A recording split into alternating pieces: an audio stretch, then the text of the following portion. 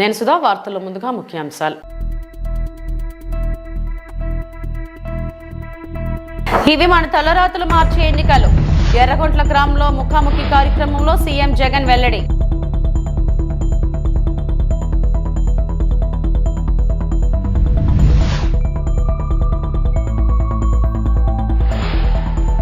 ఇంటింటా ఎన్నికల ప్రచారంలో దూసుకుపోతున్న ఉమ్మడి అభ్యర్థి బండారు. హారతులతో ఘనంగా స్వాగతం పలికి సాదరంగా ఆహ్వానిస్తున్న ఆత్రేయపురం మహిళలు, గ్రామస్తులు.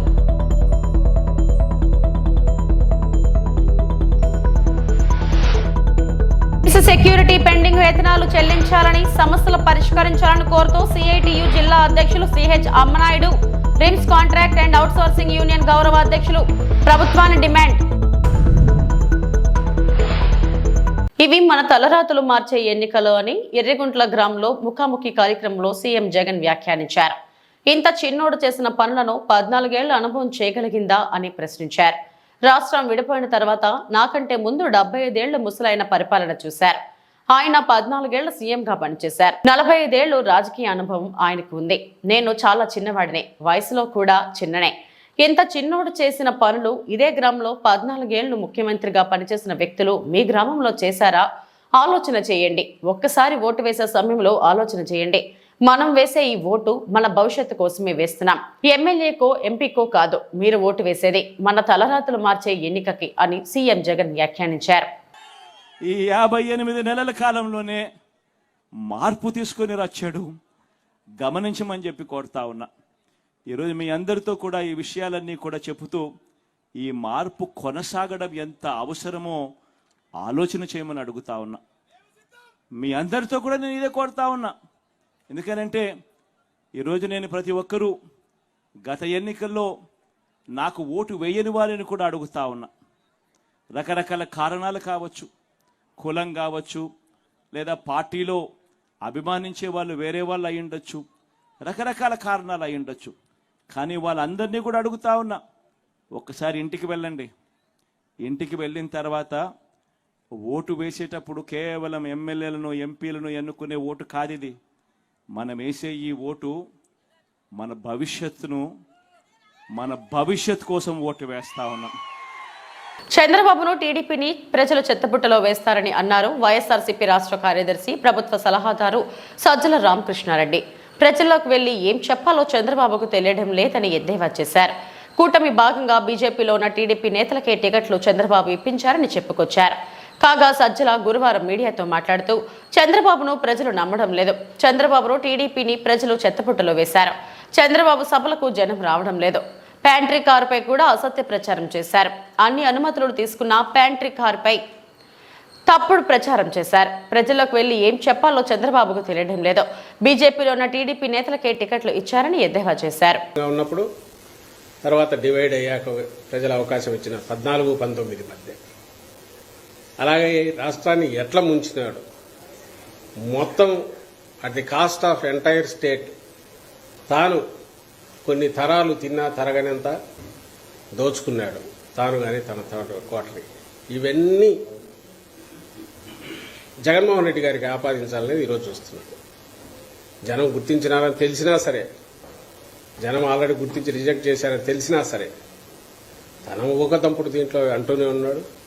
తన లక్షణాలన్నీ జగన్మోహన్ రెడ్డి గారికి ఆపాదించాలని చూస్తున్నాడు. అవి జనం లెక్కలేక వేసుకోవట్లేదు, రిజెక్ట్ చేశారు. అందుకే ఆయన సభలు ఎట్లా జరుగుతున్నాయో చూస్తున్నారు. కెమెరాలకు ఫిట్ అయ్యేట్టు, కెమెరా సరిగ్గా సరిపోయేటట్టు స్ట్రీట్స్లో. అలాగే జగన్మోహన్ రెడ్డి గారు కదిలితే జనం ఎట్లా నీరాజనం పడుతున్నారో అది కూడా మీరు చూస్తున్నారు. అక్కడే తేడా తెలుస్తుందిగా. సీఎం క్యాంప్ కార్యాలయంలోకి ఒక కంటైనర్ వచ్చింది. ఆ కంటైనర్ లో ఏమవుతారనేది ఇప్పుడు అడుగుతున్నారు. డబ్బులు ఉందా, కోకేన్ ఉందా అని కూడా వాళ్ళ వంద అది కూడా చెప్దామని నేను అనుకున్నా. వాళ్ళు ఏదైతే అన్నారో ఇది నా వెహికల్ నెంబర్ కూడా వాళ్ళు వేశారు.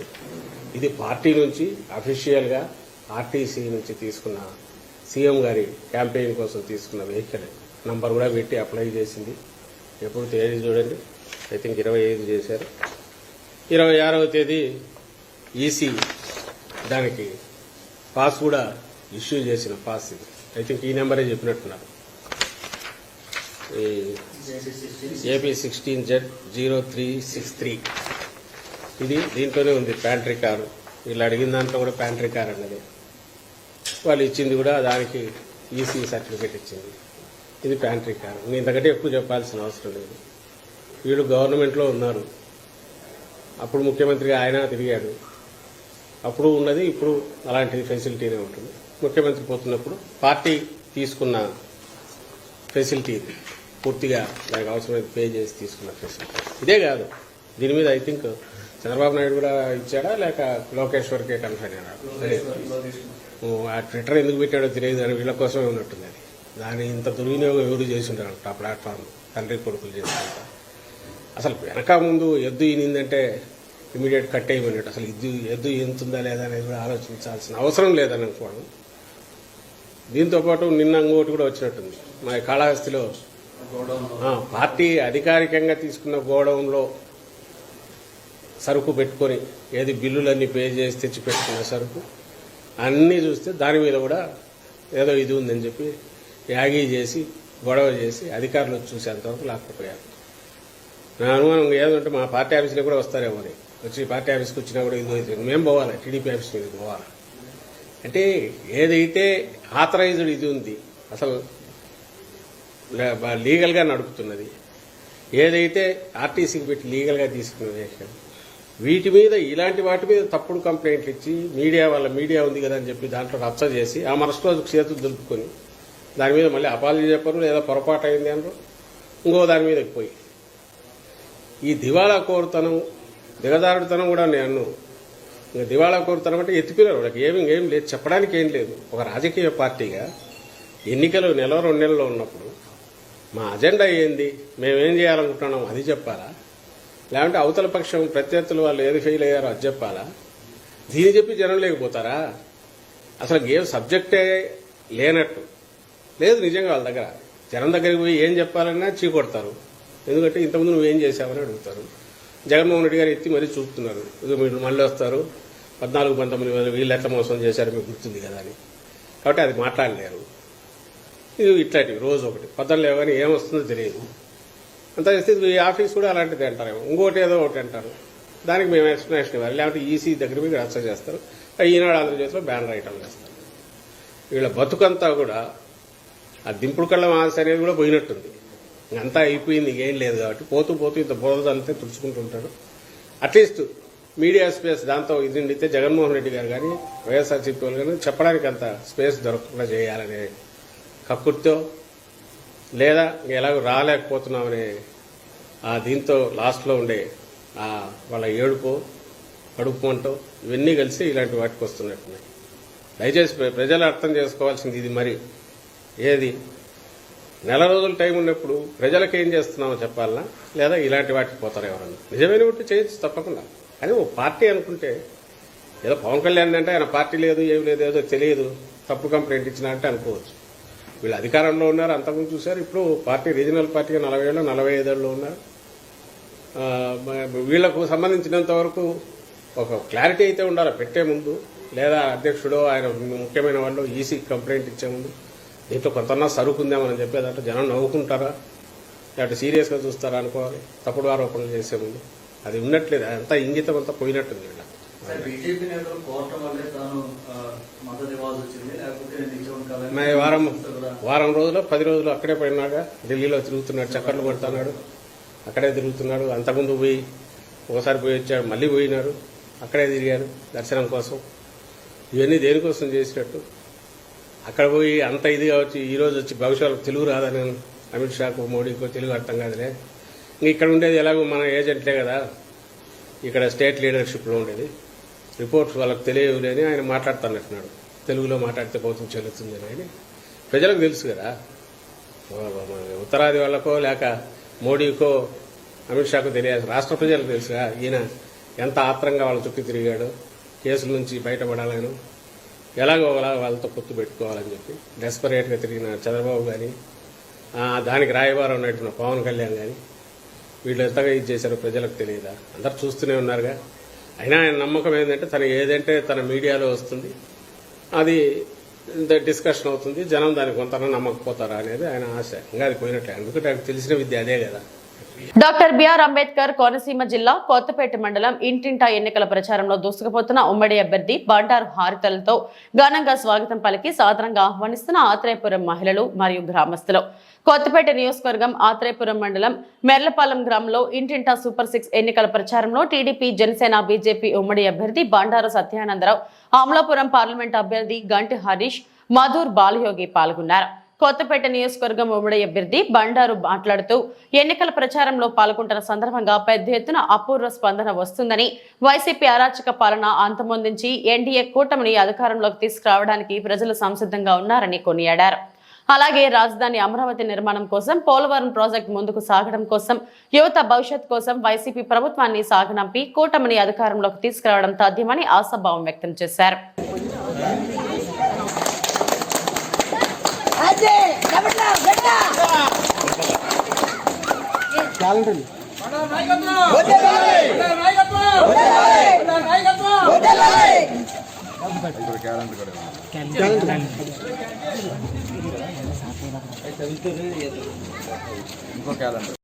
హరీష్ గారు, బాలయ్య గారు ఎంపీ గారు ఉండేవారు కదా మనకి.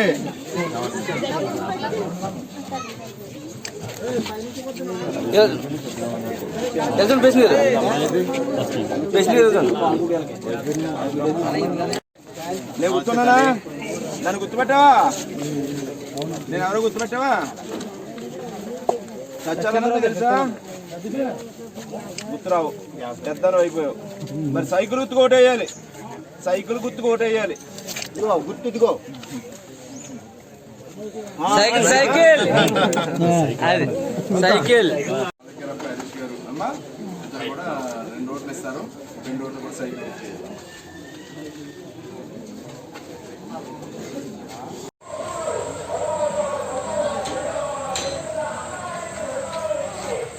కావలి ఎమ్మెల్యే మొదటి రోజు ప్రచారంలో భాగంగా ముందుగా పట్టణంలోని పాతూరు శివాలయం నందు ప్రత్యేక పూజలు నిర్వహించి వేద పండితులచే ఆశీర్వచనం అందుకున్న శాసనసభ్యులు శ్రీ రామిరెడ్డి ప్రతాప్ కుమార్ రెడ్డి.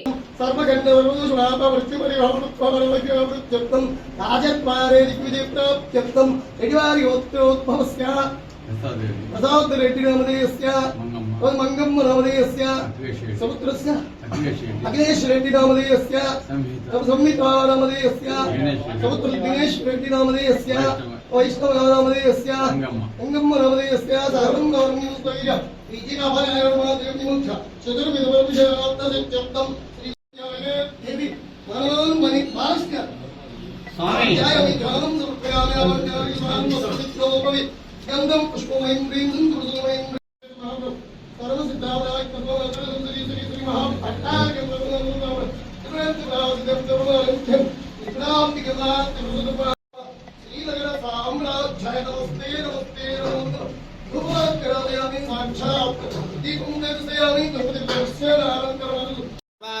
ैनम देवताभिरुद्धरति यावतीर्वै देवतास्ताः सर्वा वेदविति ब्राह्मणेव सन्ति तस्मात्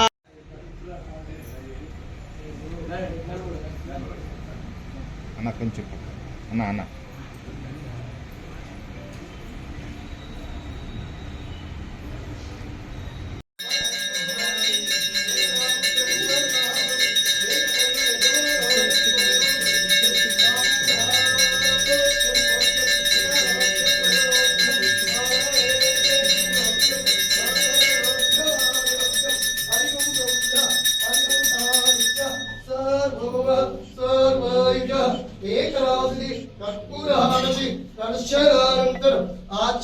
समर्पयामि ओम कात्यायनाय विद्महे कन्याकुमारी धीमहि तन्नो दुर्गी प्रचोदयात् सहस्रवर्मा देवी च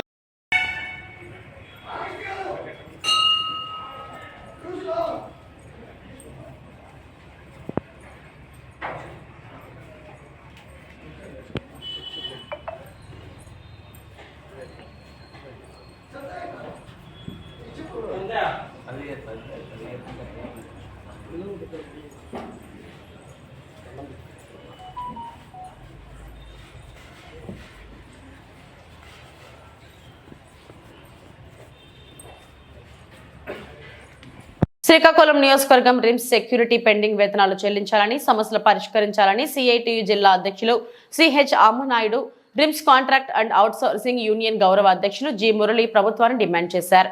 గురువారం RIMS contract and outsourcing union ఆధ్వర్యంలో రిమ్స్ లో ధర్నా చేపట్టారు.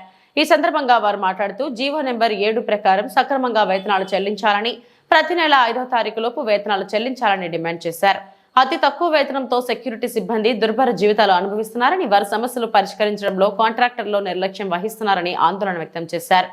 నెల వేతనాలు చెల్లించడంలో కాంట్రాక్టర్లు నిర్లక్ష్యం వహిస్తున్నారని ఆందోళన వ్యక్తం చేశారు. అవుట్సోర్సింగ్ ఏజెన్సీలను రద్దు చేసి సెక్యూరిటీ శానిటేషన్ సిబ్బందిని ఆబ్కాస్లో చేర్చాలని డిమాండ్ చేశారు. మరణించిన, తీసివేసిన కార్మికులకు నష్టపరిహారం చెల్లించాలని డిమాండ్ చేశారు. సిబ్బంది నియామకాల్లో రిజర్వేషన్లు అమలు చేయాలని కోరారు. సమాన పనికి సమాన వేతనం ఇవ్వాలని, ఈఎస్ఐ, పీఎఫ్ అందరికీ సక్రమంగా అమలు చేయాలని కోరారు. అధికార యంత్రాంగం స్పందించి వెంటనే సమస్యలు పరిష్కరించాలని, లేదంటే ఉద్యమం ఉధృతం చేస్తామని హెచ్చరించారు. తదుపరి పరిణామాలకు అధికార యంత్రాంగమే బాధ్యులను పేర్కొన్నారు.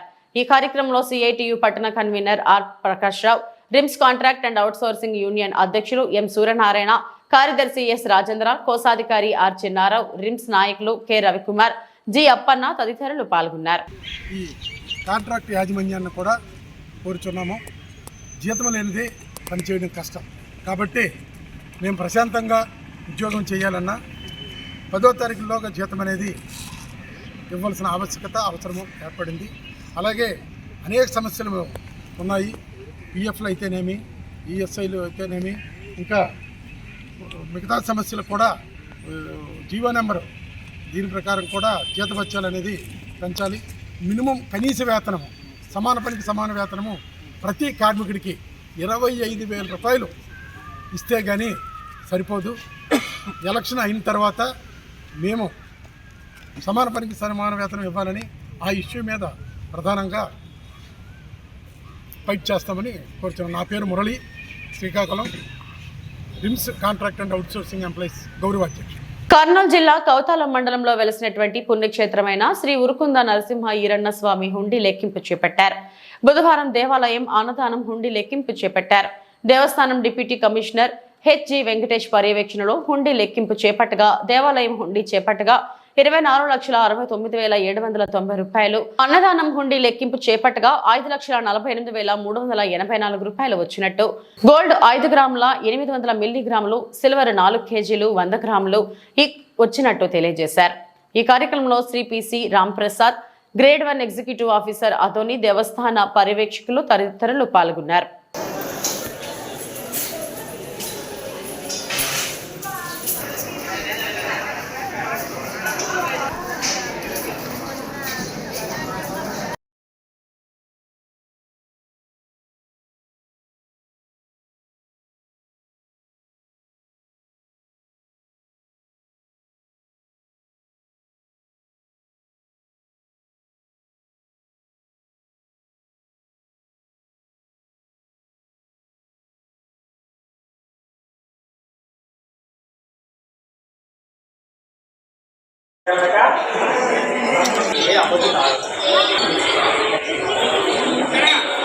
కర్నూలు జిల్లా కోసగి మండలం చంద్రబాబుతోనే రాష్ట్ర భవిష్యత్తుకు గ్యారంటీ అని మంత్రాల టీడీపీ అభ్యర్థి రాఘవేంద్రారెడ్డి పేర్కొన్నారు.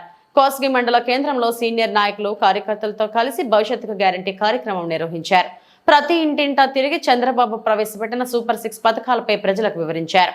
మహిళలకు 3 సిలిండర్లు, బస్సుల్లో ప్రయాణం ఉచితం, తల్లికి వందనం పేరిట బడికి వెళ్లే తల్లులు ఖాతాల్లోకి నేరుగా జమ చేస్తారన్నారు. సమాజమే దేవాలయం, ప్రజలే దేవుళ్లు అనే సిద్ధాంతంతో కొనసాగుతామన్నారు.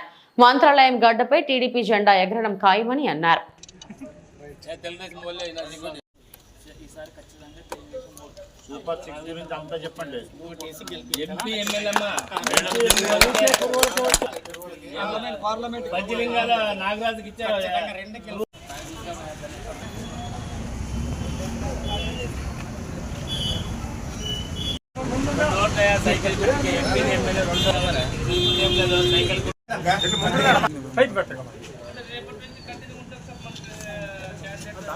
వర్షాంగన్ బట్టి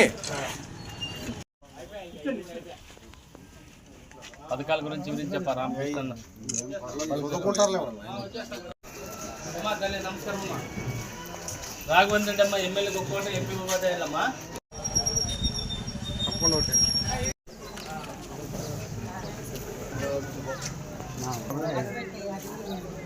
అక్కడే వదినా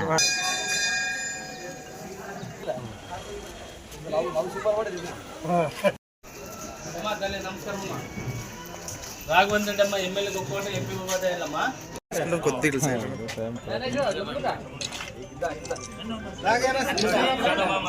వచ్చేది టికెట్ బీదా వాళ్ళకి వచ్చేది రాఘవేంద్ర రెడ్డికి ఎమ్మెల్యే ఎంపీ ఒక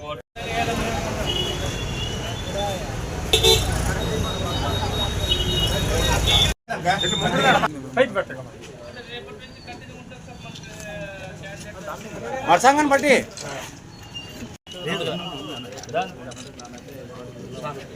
ఇంకో పేపర్ చెప్పా ఎంతమంది ఉంటే అంతమందికి 2 ఓట్లు రాఘవేంద్ర రెడ్డికి ప్లస్ సైకిల్ గుర్తుకు 2 ఓట్లు ఎంపీది రెండు వేయించి గెలిపించాలా.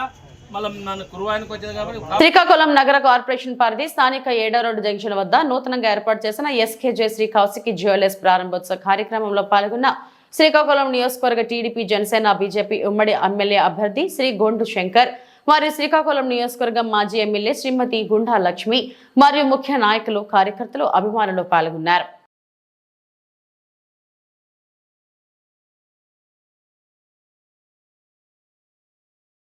గిరిజన సంక్షేమ పాఠశాలలో ఎన్హెచ్ఆర్ ఫౌండేషన్ ఆధ్వర్యంలో విద్యార్థులకు బహుమతుల పంపిణీ కార్యక్రమం ఘనంగా నిర్వహించారు. పల్నాడు జిల్లా రెంటిచింతల మండలంలో గిరిజన సంక్షేమ పాఠశాలలో ఎన్హెచ్ఆర్ ఫౌండేషన్ ఆధ్వర్యంలో విద్యార్థులకు బహుమతులు పంపిణీ చేశారు. ఈ కార్యక్రమంలో ప్రధాన ఉపాధ్యాయులు విద్యార్థులు తదితరులు కార్యక్రమంలో పాల్గొన్నారు. ప్రిన్సిపల్ గా వారు కొనసాగుతున్నారు. అదేవిధంగా పల్నాడు జిల్లా ప్రిన్సిపల్ కన్వీనర్ గా కూడా వారు కొనసాగుతున్నారు. దివిసీమకి చెందినటువంటి వారు. అదేవిధంగా ఇక్కడ పల్నాడు సీమలో వారు నివాసం కూడా ఉంటూ చేస్తున్నారు. విద్యార్థులకు సంబంధించి స్కిల్ డెవలప్మెంట్లో కానీ, పర్సనాలిటీ డెవలప్మెంట్ కానీ, మోటివేషన్కి సంబంధించి కానీ, డిసిప్లిన్కి సంబంధించి కానీ, యాటిట్యూడ్కి సంబంధించి కానీ, మొత్తం అన్ని అంశాలు అకాడమిక్ బ్యాక్గ్రౌండే కాకుండా అడ్మినిస్ట్రేషన్ బ్యాక్గ్రౌండ్లో, అదేవిధంగా ఇక్కడి నుంచి మనం బయటికి వెళ్ళిన తర్వాత ఇంటర్మీడియట్ కానీ, అదేవిధంగా డిప్లొమో చదువుకోవటానికి కానీ, ఏదన్నా డిఫెన్స్ సర్వీస్ వాటిలో జాబ్ చేయడానికి కానీ, జనరల్ టెక్నికల్ వీటికి సంబంధించినటువంటి అంశాలు పూర్తిగా విద్యార్థుల్ని గైడ్ చేస్తూ, జిల్లాలోనే మరి మంది చాలా వెనకబడినటువంటి ప్రాంతం పల్నాడు ప్రాంతం. ఈ పల్నాడు ప్రాంతానికి ఈ స్కూల్ని నెంబర్ 1గా తీసుకొచ్చి మరి ఎక్కువగా ఇక్కడ మనకి సుగాలి విద్యార్థులు ఎక్కువ మంది ఉన్నారు. వారు లంబాడీ అని కూడా అంటారు. బ్రిటిష్ వాళ్ళు లంబాడీ అని పిలవటం రాక లాంగ్ బాడీ అని పిలిచేవాళ్ళు. అంతకుముందు హైట్ ఉండేవాళ్ళు. ఎక్కువగా రాజస్థాన్ నుంచి ఉప్పమ్మటానికి వచ్చారు ఇక్కడికి సుగాలి. వాళ్ళు లాంగ్ బాడీ అని అనటం బ్రిటిష్ వాళ్ళు అది లంబాడీగా మనకి మారిపోయినటువంటి పరిస్థితి ఉంది. ఈ విధమైనటువంటి సేవల వాళ్ళు అన్ని ఆర్గనైజేషన్స్ని మరి అన్ని వ్యవస్థల్ని కలుపుకుంటూ ఈ విద్యా వ్యవస్థని రిఫార్మ్స్ సిస్టంలో తీసుకెళ్ళినటువంటి పరిస్థితి వారిది. మేము చెప్తూనే ఉన్నాం, పూర్తి సహకారం దీనికి అందిస్తాం. ప్రతి విషయం కూడా నాతో డిస్కస్ చేస్తారు సార్. అంతేకాకుండా వాళ్ళ అన్నగారు ఒకళ్ళు ఇప్పుడు ప్రపంచంలోనే యుఎస్లో టాప్ అంకాలజీ అంటే క్యాన్సర్ విభాగానికి సంబంధించిన డాక్టర్. ఇప్పుడు ఆయన మచిలీపట్నం పార్లమెంట్కి ఎంపీగా కంటెస్ట్ చేస్తున్నారు. ఇంకొక అన్నగారు అవనగడ్డ ఎమ్మెల్యేగా చేశారు. మరి సింహాద్రి రమేష్ గారు ఇప్పుడు కూడా మళ్ళీ కంటెస్ట్ చేస్తున్నారు. అటువంటి ఉన్నతమైనటువంటి కుటుంబానికి చెందినవారు సారు. అదేవిధంగా సారు వాళ్ళ మిస్సెస్ కూడా గర్ల్స్ హై స్కూల్ మాచర్లో టీచర్గా చేస్తున్నారు. వాళ్ళ నాన్నగారు కూడా టీచరు. రేపల్లె ప్రాంతంలో వాళ్ళ మామగారు చాలా ప్రసిద్ధి చెందినటువంటి ఉపాధ్యాయులే కాకుండా కవి, అదేవిధంగా సాహిత్యవేత్త. ఇవన్నీ కూడా కలిసినప్పుడు అన్ని అంశాలు కూడా మొత్తం ప్రశ్నించడం జరుగుతుంటుంది.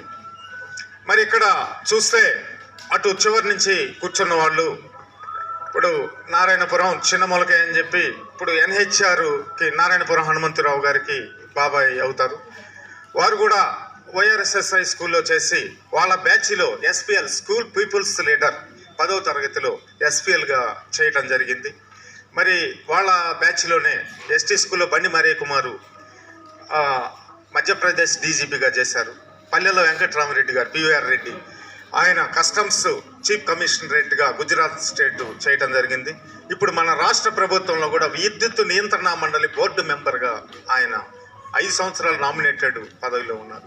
ఉన్నతమైనటువంటి వాళ్ళు రక్షణ శాఖలో కూడా కోటిరెడ్డి గారు అని వాళ్ళు బ్యాచ్ ఉన్నారు. ఆంధ్ర యూనివర్సిటీ వైస్ ఛాన్సలర్గా కూడా వల్లపల్లి నాగేశ్వరరావు మా బంధువు, వాళ్ళ బ్యాచ్కి సంబంధించిన వాళ్ళే.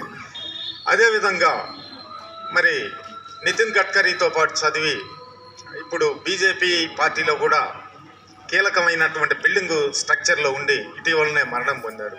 వారు కూడా చాలా అవార్డులు తీసుకొని కాయితీ సైదారెడ్డి గారని వాళ్ళ బ్యాచ్కి సంబంధించిన వాళ్ళు. అదేవిధంగా కాకర్ల కోటేశ్వరరావు గారని ఇండియన్ వాలీబాల్ కోచ్, మరి అనేక దేశాల్లో పర్యటించి ఆయన కూడా ఇప్పుడు విజయవాడ స్టేడియంలో కోచ్గా చేస్తున్నారు. వారి నేపథ్యం అది. తర్వాత దమ్మాలపాటి రామకోటయ్య గారని ఇప్పుడు అడ్మినిస్ట్రేటివ్ ఆఫీసర్గా ప్రతిపాడు మండలంలో చేస్తూ జిల్లా పరిషత్తుకు కూడా సహకరిస్తూ పంచాయతీరాజ్ శాఖలో కూడా వాళ్ళు చేయటం జరిగింది.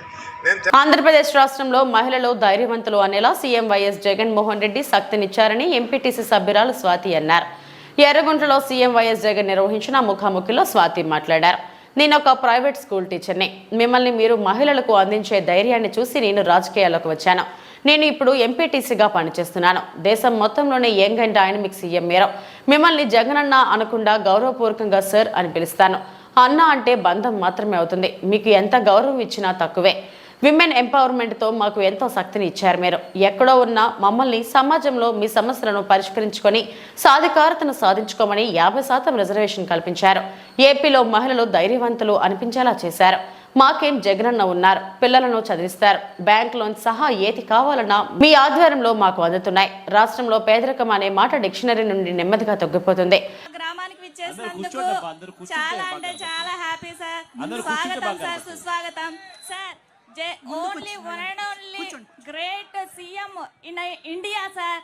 సో భారతదేశం మొత్తానికి కూడా నేను గర్వించదగ్గ మొట్టమొదటి young and dynamic CM sir మీరు. సార్ మిమ్మల్ని నేను రెస్పెక్టబుల్ గా వర్డ్ సార్ అని అంటున్నాను. అన్న అంటే అది బంధం అవుతుంది. సో నేను మీకు ఎంత గౌరవం ఇచ్చినా తక్కువే. In my women empowerment sir. Sir మాకు ఆ శక్తిని ఇచ్చినారు మీరు. సార్ ఎక్కడో ఉన్న మమ్మల్ని బయటికి రండమ్మా, సొసైటీకి రండమ్మా, సొసైటీలో చూడండమ్మా, మీ సమస్యలు ఏమనంటే మీరే. స్వాతి సార్, సార్ మీరు సొసైటీలోకి రండమ్మా, వచ్చి మీ సమస్యలు మీరే తీర్చిదిద్దుకోండి. సో మీ పిల్లల సమస్యలు మీరే తీర్చిదిద్దుకోండి. మీరు రండి బయటికి, ఇళ్లలో నుంచి బయటికి రండి, మీ సాధికారతను మీరే తెచ్చుకోండి అని 50% రిజర్వేషన్ మాకు ప్రతిదీ కల్పించి మమ్మల్ని మంచి ఉమెన్స్ లాగా ఒక్క ఏపీలోనే ధైర్యవంతుల ఉమెన్స్ మేము అని చెప్పుకోగల ఏపీ ఉమెన్స్ సార్ మేము. ఒక్క ఆంధ్రప్రదేశ్లోనే చాలా జగనన్న ఉన్నాడు. మాకేం జగన్ సార్ ఉన్నారు, మాకేం జగనన్న ఉన్నారు. ఏది తక్కువైనా మా పిల్లలకి చదువు చెప్పిస్తారు. మాకేమన్నా పొదుపులలో లోన్స్, బ్యాంకులలో loans, including whatever sir మీ ఆధ్వర్యంలో జరుగుతున్నాయి. పేదరికం అనే మాట డిక్షనరీ నుంచి చిన్నగా తరిగిపోతుంది సార్. నెక్స్ట్ ఇంకోటి లంచం అనే మాట విని 5 years అవుతుంది సార్ మేము. This is the truth sir. This is the truth sir. Sir మీరు నాకు ఈ అవకాశం ఇవ్వకపోయిందంటే 4 years నుంచి డైరెక్ట్ నేను మీకు లెటర్ రాసేదాన్ని సార్. నేను ఎప్పుడూ అనుకుంటుంటా సార్కి నేను మాట్లాడలేకపోయినా ఈ ఎలక్షన్స్ అయిపోయినా నేను ఒక లెటర్ రాసి జగనన్నకు పంపిస్తా. ఎందుకంటే సమాజంలో మమ్మల్ని మహిళల్ని బయటికి తీసుకొచ్చి ఇంక్లూడింగ్ పాలిటిక్స్ సార్. నేను ప్రైవేట్ స్కూల్ టీచర్ని. అక్కడి నుంచి మిమ్మల్ని మిమ్మల్ని చూసి మీ రూలింగ్ని చూసి పాలిటిక్స్లోకి వచ్చినాను sir. I'm MPTC sir. So I'm MPTC sir. Sir ఇంత ధైర్యం ఇస్తారా జగనన్న, ఇంత ఫ్రీడమ్ ఇస్తారా జగనన్న అన్నంత ఉంది సార్. గత గవర్నమెంట్స్ చూసుకుంటే ప్రతి దానికి సార్ నాకు బాగా నచ్చింది ఏంటంటే లోకల్ గవర్నెన్స్, స్వయం పరిపాలన. మిమ్మల్ని మీరే పరిపాలించుకోండి, మీ సమస్యల్ని మీరే తీర్చిదిద్దుకోండి అన్న మాకు ఆ ధైర్యాన్ని ఇచ్చినారు సార్ మీరు. సో సచివాలయం సిస్టమ్స్ ఒక్కో సర్టిఫికేట్ కావాలంటే మాకు కొన్ని రోజులు పట్టేది, కొన్ని నెలలు పట్టేది. ఇప్పుడు వితిన్ 24 అవర్స్లో మీ సైన్యంతో సచివాలయం సిస్టంతో ఒక్క 24 అవర్స్లో ఒక సర్టిఫికేట్ వస్తుంది. వేరే వ్యక్తితో కానీ వేరే వాళ్ళతో కానీ మాట్లాడకుండా సో ఇచ్చేసి మేమే చేసేసుకుంటాం sir. Sir thank you sir. I'm a big fan of you sir. Thank you ఈ అవకాశం ఇచ్చినందుకు. ఈ వార్తలు ఇంతటితో సమాప్తం. నమస్తే.